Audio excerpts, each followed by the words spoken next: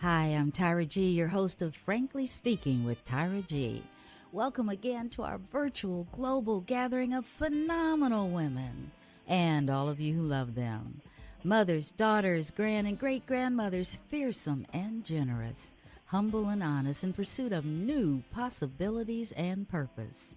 You know we dig deep here, and we come up strong.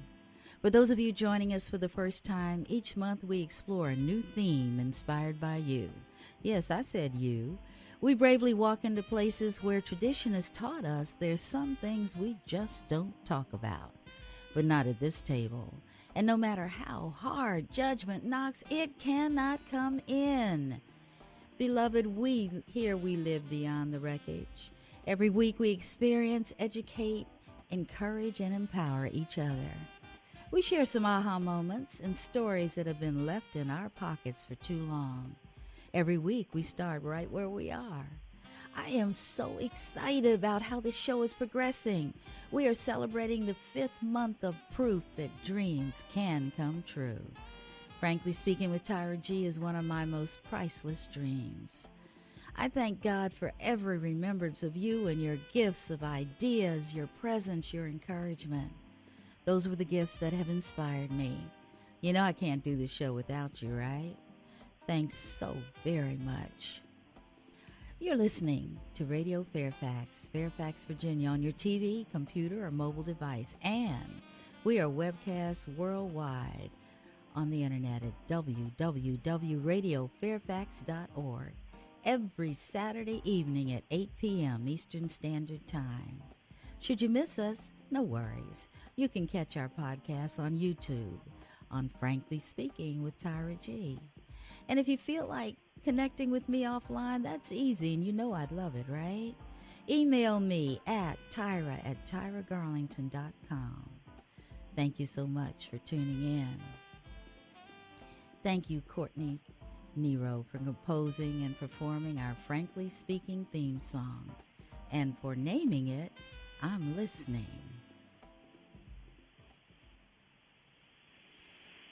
Our theme this month is Legacy is for the Living. Each month, I like to share selected words from others that are related to our theme.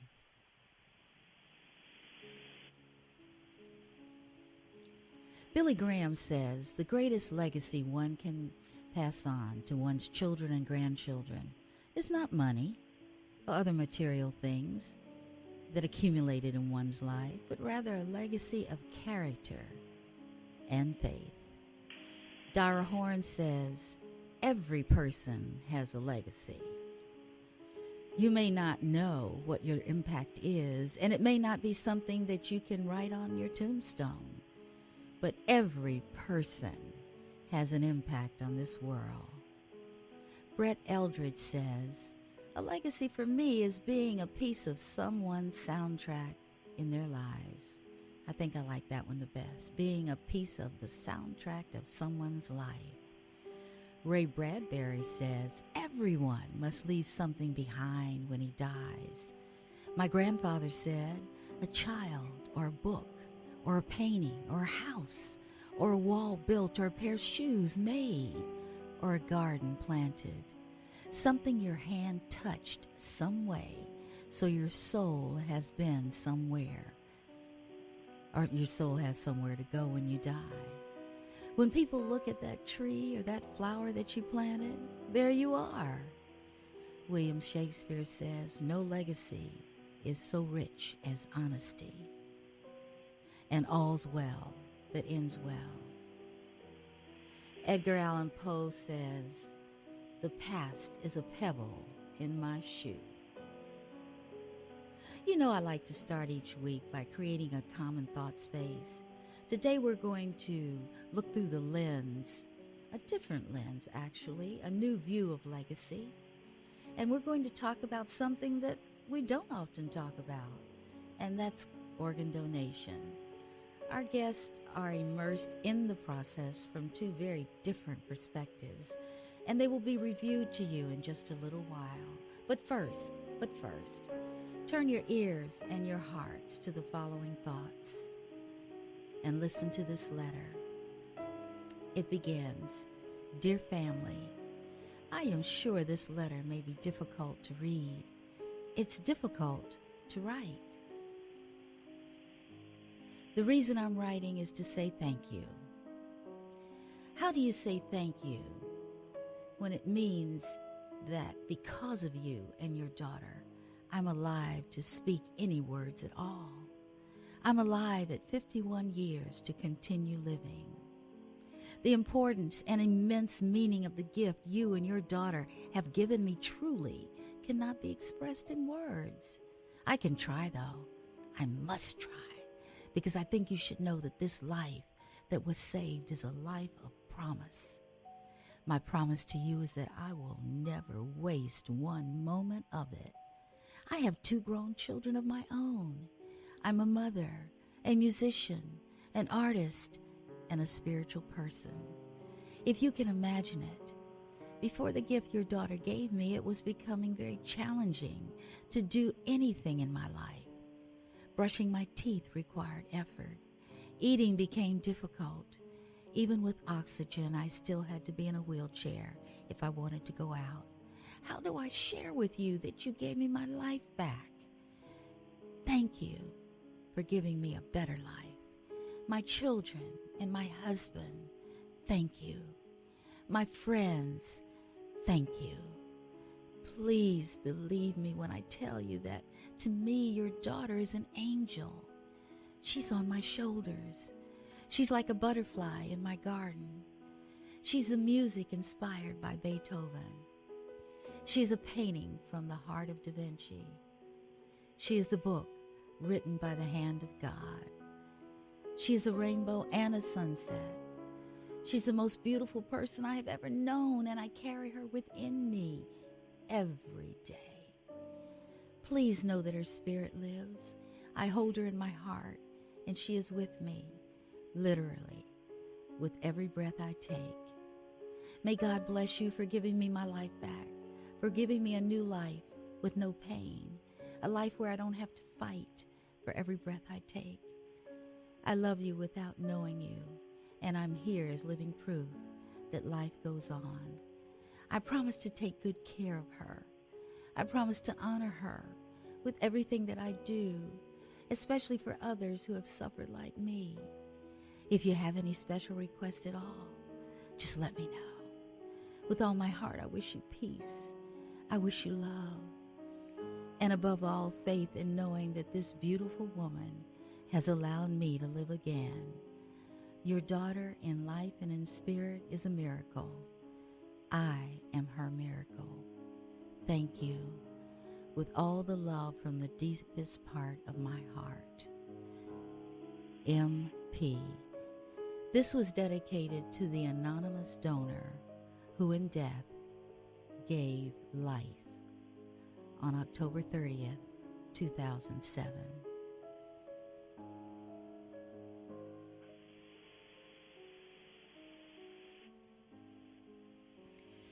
Take a breath and walk into the space of gratitude for one moment.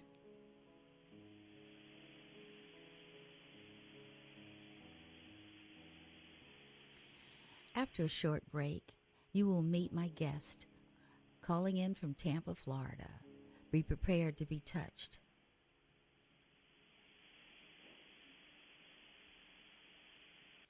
We're being reminded that we all need help in one way or another. I'm going to introduce you to my guest. As I mentioned, they're calling in from Tampa, Florida, and they will introduce themselves as only we can do in our own words. And first you'll hear from Ruth Duncan Bell, Senior Vice President of Public Affairs of Life Link Foundation. And Ruth, it's yours. Well, thank you so much, Tyra. It's really a pleasure to be here. And I'd like to start with a poem called To Remember Me by Robert N. Test. Give my sight to the man who has never seen a sunrise, a baby's face, or love in the eyes of a woman. Give my heart to a person whose own heart has caused nothing but endless days of pain. Give my blood to the teenager who was pulled from the wreckage of his car so that he might live to see his grandchildren play. Give my kidneys to one who depends on a machine to exist from week to week. Take my bones, every muscle, every fiber and nerve in my body, and find a way to make a crippled child walk. If you must bury something, let it be my faults, my weaknesses, and all prejudice against my fellow man.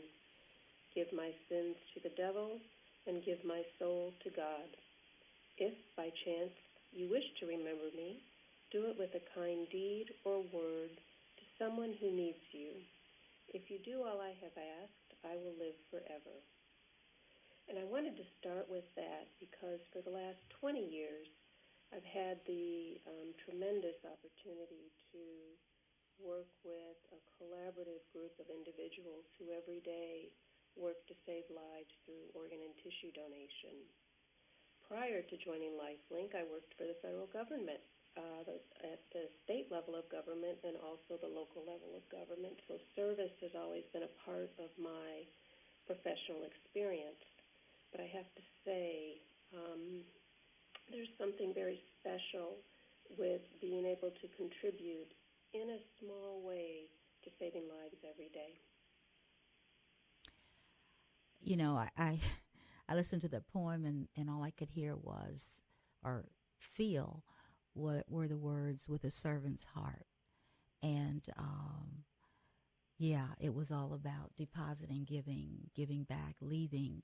And I don't know that every day when we wake up, we start with a gratitude prayer that, one, we didn't wake up on our own and all these things, our bodies are healthy as they can be, et cetera. I don't know if we stay in that conscious space or whether we take it for granted. But I think there are situations that are a wake-up call to us. And we're blessed that some people have heard that call and in this instance have become organ donors and therefore given a second chance to recipients. And Evelyn, would you like to briefly introduce yourself before we kind of get a little deeper into the process? And I want to say your name right. Is it Lagan? Yes, ma'am, it sure is. I did it. Okay, I'm sorry. I get excited over the smallest things. Evelyn, would you like to tell us briefly your story? My name is Evelyn, and I thank you for having me, Tyra. And I just want to briefly say that, yes, I wake up every single morning. I put one leg on the ground at a time, and I say thank you, Lord, for allowing me another day. I received the precious gift of life, actually on January 7th, a couple of days from now. It'll be 10 years since I received the precious gift of life. Mm-hmm. What brought me to that was my liver was damaged by hepatitis C. I was diagnosed with hepatitis C in the late 80s. I was told back then that there was not really much to do. I wasn't sick enough to get a transplant, and that I should continue living my life as normal as I could. I worked every day. I have a beautiful daughter that I'm raising, and I continued living my life normally, and I worked, made sure that I kept all my doctor's appointments. I came here to Florida from Oklahoma in 1996, being aware that I had hepatitis C and knew that I needed to continue seeing a doctor and keeping up with how bad my viral load was getting, how bad my hepatitis was affecting my liver. My liver was getting cirrhotic.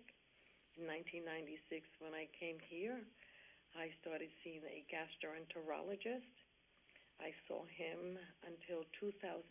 I'm going to jump to 2006 when one of my labs came back where my liver was cirrhotic, bad enough to where he recommended me to see a hepatologist, and that's when I was referred to LifeLink/Tampa General Hospital. Mm-hmm. I was evaluated by Dr. Alcina, which is one of the surgeons at Tampa General Hospital, and he said, Evelyn, your liver is getting worse, but I don't really think that that virus is going to peek its ugly head for about another 10 years. And he couldn't have been any righter. Maybe he couldn't have been any right. Actually, in 2006, the virus peeked its ugly head, and that's when I started getting very ill, meaning I had no sleep for days at a time, lost my appetite, lost over 45 pounds. It was very depressing. The anxiety was beyond control. And the fear of death, everybody takes it a little differently. The fear of death made me very afraid, made me very anxious, made me very nervous, with a little bit of guilt here and there. And I will say that because of the support I had from my family and friends, especially my husband, he was there by my side each and every second. Without support, I'm going to say that it is a little difficult to go through a horrible, devastating illness as I did, but my husband was there every step of the way. And January 7th of 2008 was when I don't know how to put into words the gratitude that I feel. And since I've received that precious gift of life, what I do to show my gratitude, I started volunteering with LifeLink. I call it LifeLink, the life-saving organization. It's an organ and tissue organization. I call it the life-saving organization because of a selfless family. I happen to know that it was a young man who was 33 years old. Because of his family and his selfless decision, I am here today, and I can't thank enough. The only way I know how to thank is by giving back in every way I possibly can. My life has done a 180 degrees turn since receiving the gift of life. As I mentioned, I volunteer with LifeLink, and what we do is advocate the importance of organ donation. I speak everywhere at schools, at churches, everyone I come across. I happen to be fortunate enough where I have an app on my telephone. Thank you to LifeLink. I have an app on my telephone where I'm able to register anyone, whether I'm standing on a line at Walmart, at Walgreens, and that's what I actually do. I ask everyone who comes to my path, are you an organ donor? And from there, my conversation goes on, and I tell them the importance of being an organ donor, how you have the potential to save 8 lives and touch over 50 with bone and tissue and corneas. I will do that. That's my legacy. I will do that till the end of time, until I can't speak anymore. I find that, Evelyn, I want to put a comment there. You have given us really so much. I'm sitting here very pleased that I am an organ donor. Thank you. There was a sentence that you said at one point early on, and if you wouldn't mind sharing with us, you said at times I felt some guilt. Can you explore that? Can you go there? You don't have to, but if you would share, what brought on the guilt? Was it the disease, or was it? It was the guilt of not taking care of myself the way I should have. I think I got hepatitis C. I'm not 100% sure, but I think it was while I was doing a phlebotomy, while I was going to nursing school. And when I was told to wear gloves, I didn't listen. Okay. And when I was going to draw blood, I would poke out my little middle finger and touch the people without wearing my gloves appropriately. So that is guilt. I didn't listen to where I should have listened. And that's also a gift, a message to those who are having blood taken. Make sure that the clinician working with you is protected for both of your sake, right? Absolutely, yes, ma'am. And I appreciate you sharing that. That caught me right away, and I thought, okay. Let me ask you this. You said you knew that your liver came from a young man, 33 years old. How are you in contact with that family? How did that connection, how did that information come to you? Back 10 years ago, I'm not sure if it's still that way. Okay. I was told that the gentleman, I was told how he died in a car accident. I was told he was 33 years old. That's the way I found out. I have written letters, and I'll continue to write letters 1 or twice a year. If I don't hear from them, it's okay, but I'll continue to write and tell them thank you, because if it wasn't for God and them, I would not be here today. I haven't heard from them, and that's okay. I respect the way they feel. I'm happy and gung-ho, but at the same time, they're grieving, so I have to respect that. Oh, absolutely, absolutely. But, the letter that I read initially, the website where I got it, the recipients writing the letters don't know, for sure. They've never met the people, but it's important for them to do the expression. And there's a collection of those letters, and I was very impressed by that, which is why I wanted to share it. Now, you said something else, and I wrote down, you can save 8 lives and impact over 50. With bone, and tissue, and corneas, you can have the potential to save 8 lives, because our organs, our lungs, our kidneys, our pancreas, our liver, the small intestines, our heart, and we can also touch over 50 lives by donating the tissue and bones. Okay. And Ruth, that's a good segue, I think, into, well, I could be wrong, into what LifeLink does. I don't know the process. Can you share that with us? Why should somebody like me, or not like me now because I'm a donor, why should someone who has not become an organ donor become one, besides the giving of life? There are a number of reasons why one should consider becoming an organ donor. For number one, there are over 116,000 people in need of an organ transplant currently in the U.S. Unfortunately, 22 people die each day because the organ they need is not available. And yet, 10 people are added to the transplant waiting list every single day. So you can see there's a supply and demand issue there, right? Right, absolutely. We've got 116,000 people in need, but we have people dying every day because the organ they need is not available. LifeLink is one of 58 nonprofit organ recovery agencies throughout the country, and we all have a territory that we're responsible for.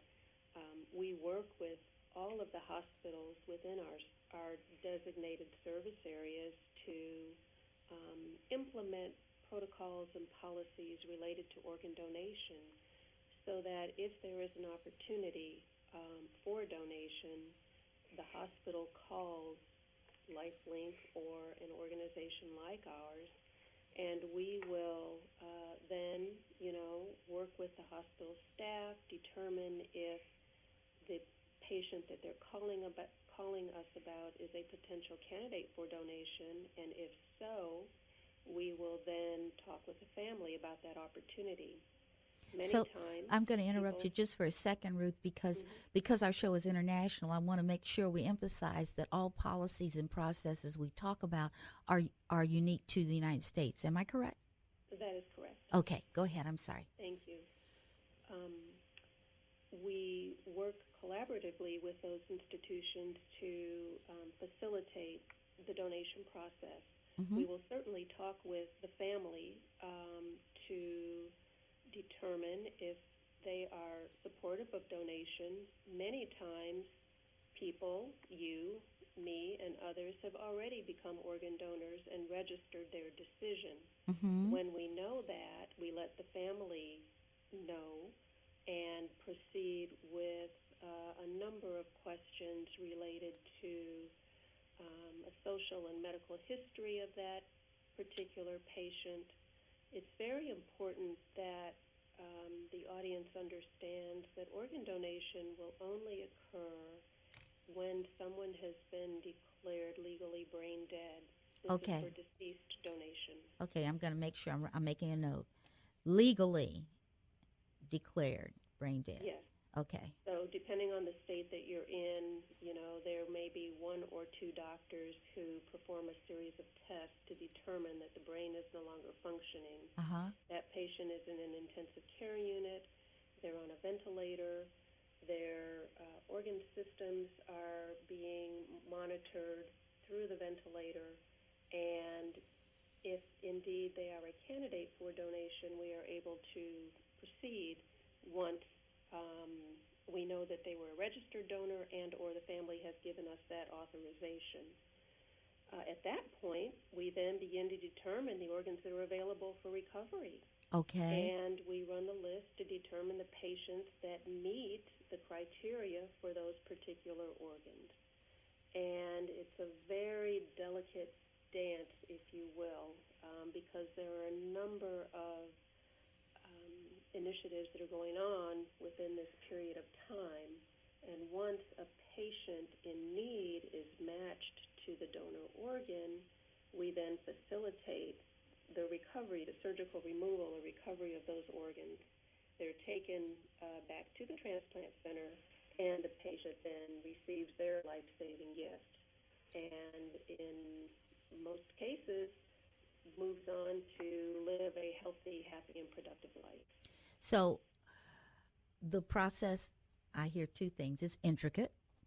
It has two sides. It has the medical side. It has the family side.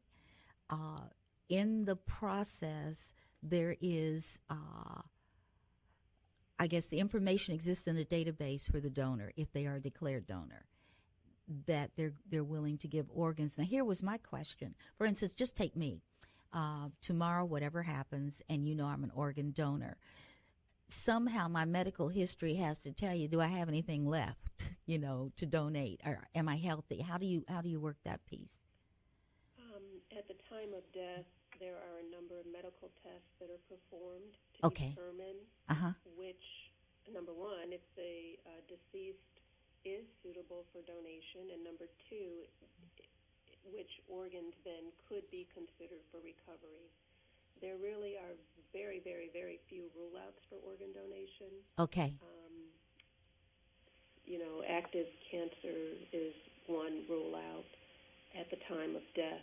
But really, other than that, there are very few rule-outs. So my message to your audience is that everyone should consider themselves a potential donor. Okay. They have the opportunity to save lives. And, we really don't need to take our organs to heaven when they can be used here on earth. I agree. And the other piece of that is there are a lot of people that are wanting to be immortal, right? And yes. This may be one road to that door. I don't know. It's a true legacy. Yes, it is. And the other thing I want to ask, is there an age limit for donation?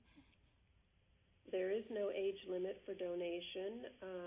We have, recovered organs from little bitty babies, which is very sad, on up to people in their 80s who have saved lives of many younger people. Wow. So it really is a wonderful testament. Okay, so the other thing, I have 4 other questions, of course, in my head right now. But talk to me about religious views on donation. Well, in this country, all major religions approve of organ donation. Many consider it the ultimate charitable act that one can perform upon their death. So we are very happy to work with various denominations throughout the year to promote donation, and we are always, although we shouldn't be, but it's always surprising when we're in a church and we're sharing information and a congregant stands up and says, you know what, I'm going to tell you I'm listed for a kidney transplant, or do you know what, my loved one was a donor. So you always find a beneficiary or some linkage when you're out.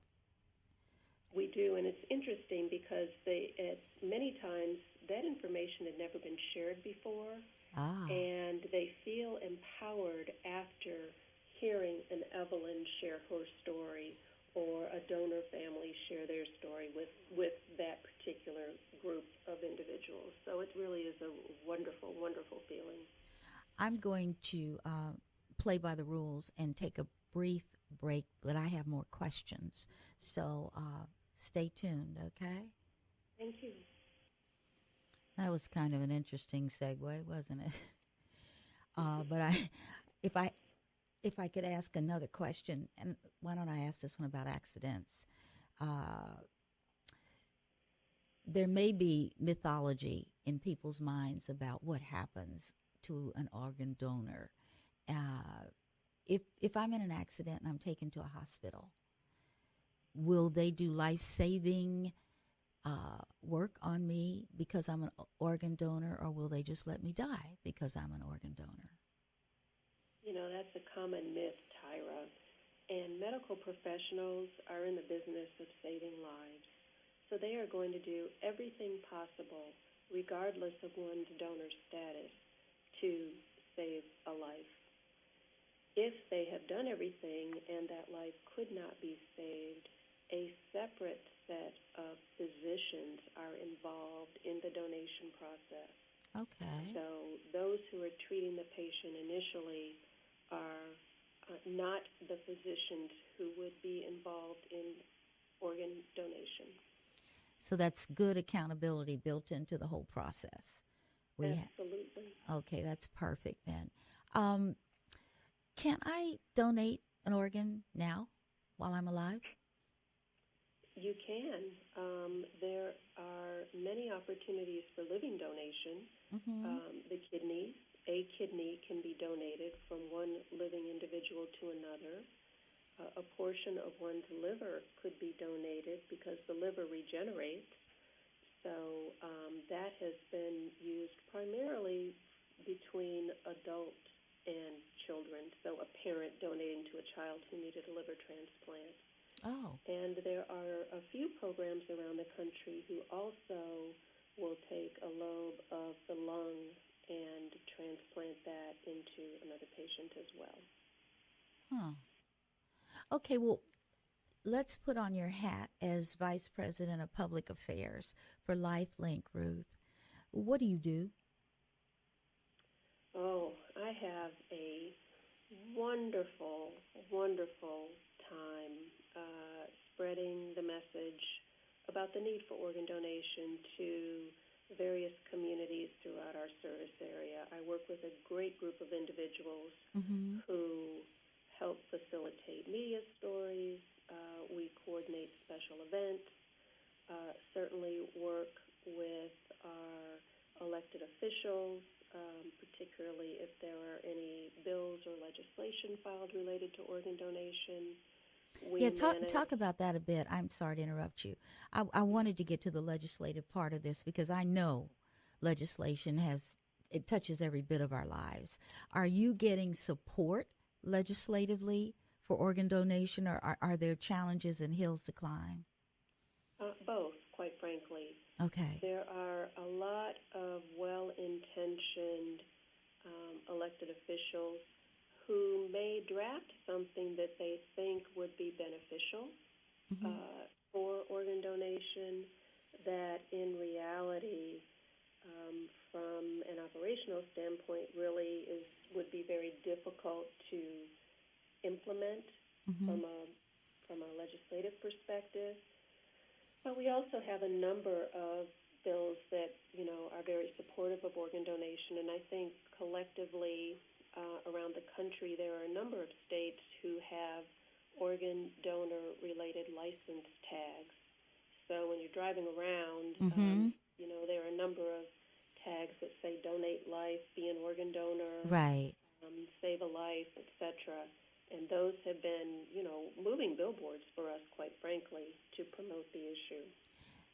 It occurs to me, just as you were talking about, it could be both ways, pro and con support. Do they involve you in the process? Many times, yes. Sometimes, quite frankly, we do learn about it after the fact, and then we have to get involved and do a lot of education.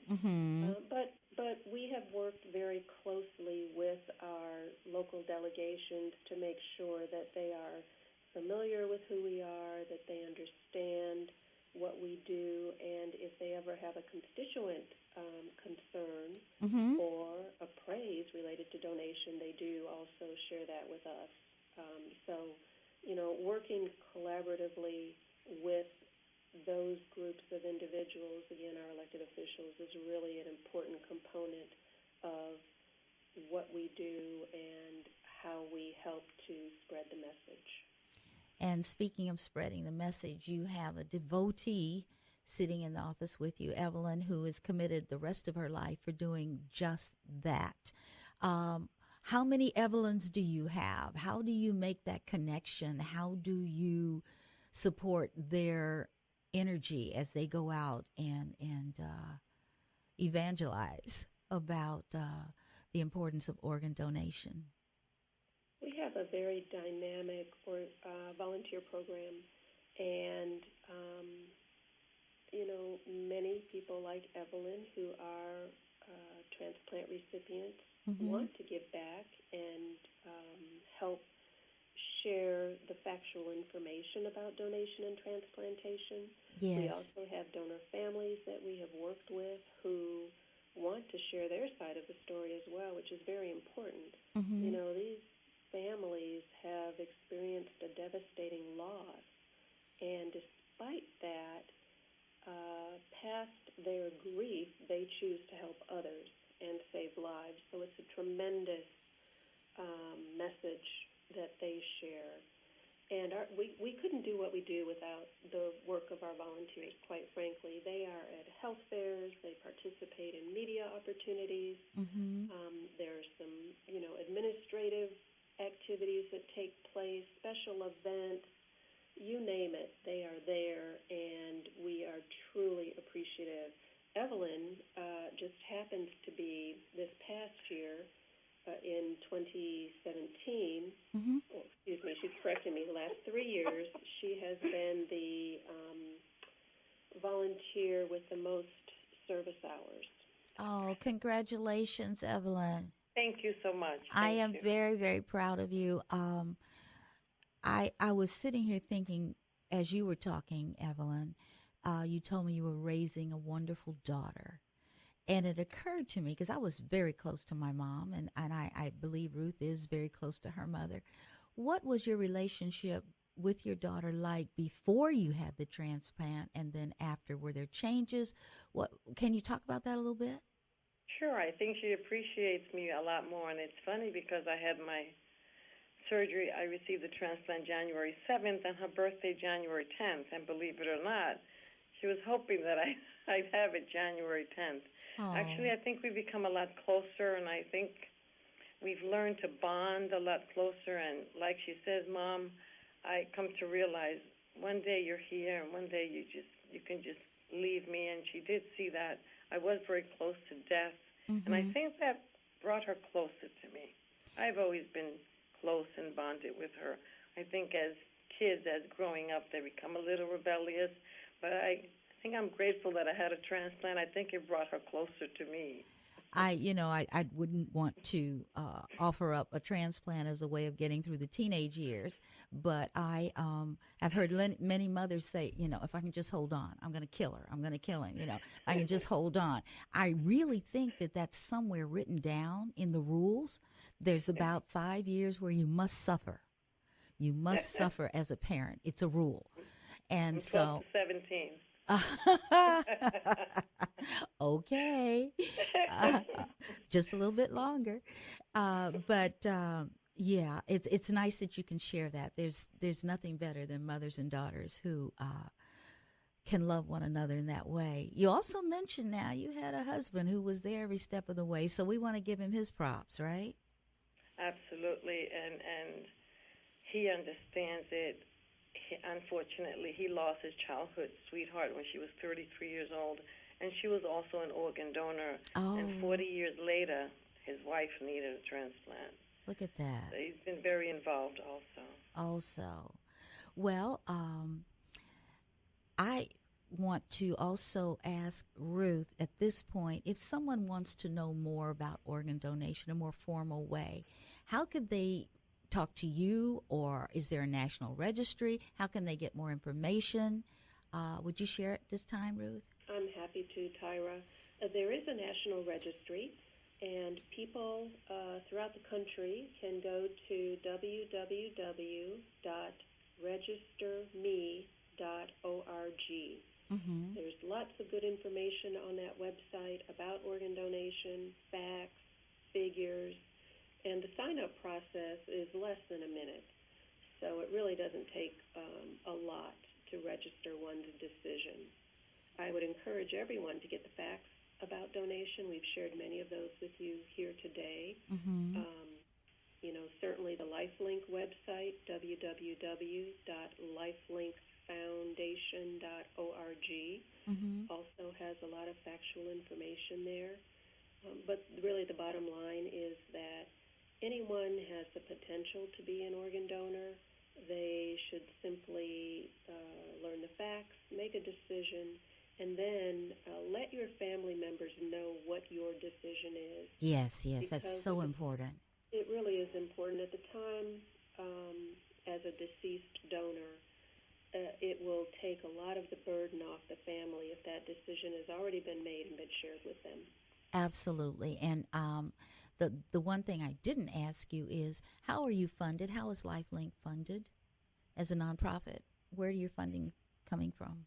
Our funding comes from the End-Stage Renal Disease Act. Okay. And the costs for organ recovery are covered by LifeLink. And then the organ fees are paid by the transplant center. Awesome. You have an assignment, Ruth. You know that? It's time. Okay. I ask each of my guests to write a letter to his or her younger self and to share at the end of their interview. This has been revealing, rewarding, exciting, and my goal, with the permission of the letter writers, is to come up with an audiobook after we've completed a year, what we know now. So, Ruth, if you wouldn't mind sharing your letter, I'd appreciate it.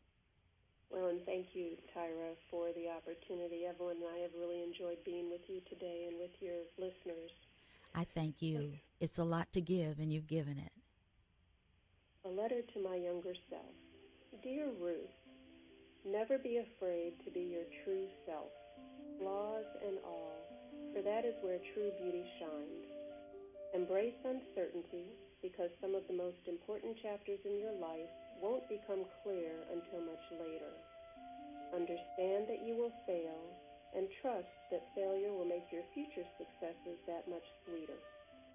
Know that many people come into your life for a reason, a season, or a lifetime, and accept that you gave as much to those relationships as you received, sometimes more, but it's okay.